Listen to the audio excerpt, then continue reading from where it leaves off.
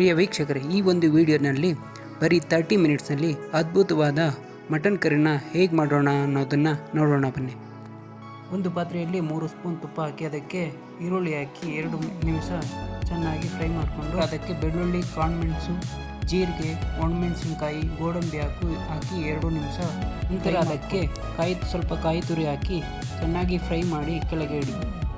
ನಂತರ ಬೇರೆ ಪಾತ್ರೆಯಲ್ಲಿ 2 ಸ್ಪೂನ್ ತುಪ್ಪ, ಈರುಳ್ಳಿ ಹಾಕಿ ಚೆನ್ನಾಗಿ ಫ್ರೈ ಮಾಡಿ ಅದಕ್ಕೆ ಸ್ವಲ್ಪ ಗರಂ ಮಸಾಲ ಹಾಕಿ ಚೆನ್ನಾಗಿ ತೊಳೆದಿರೋ ಮಟನನ್ನು ಹಾಕಿ ಸ್ವಲ್ಪ ಫ್ರೈ ಮಾಡಿ ಅದಕ್ಕೆ ಚೆನ್ನಾಗಿ ರುಬ್ಬಿದಂಥ ಮಸಾಲವನ್ನು ಸೇರಿಸಿ ಸ್ವಲ್ಪ ನೀರು ಹಾಕಿ ನಂತರ ಅದಕ್ಕೆ ಗರಂ ಮಸಾಲ, ಖಾರದ ಪುಡಿ, ಮೆಣಸಿನ ಪೌಡ್ರು ಸೇರಿಸಿ ಮುಚ್ಚಳ ಮುಚ್ಚಿ 4 ವಿಸಿಲ್ ಹೊಡೆಸಿದರೆ ಅದ್ಭುತವಾದ ಮಟನ್ ಕರಿ ರೆಡಿಯಾಗುತ್ತದೆ. ಈ ವಿಡಿಯೋ ನಿಮಗೆ ಇಷ್ಟ ಆದರೆ ಲೈಕ್, ಶೇರ್, ಸಬ್ಸ್ಕ್ರೈಬ್ ಮಾಡಿ. ಧನ್ಯವಾದಗಳು.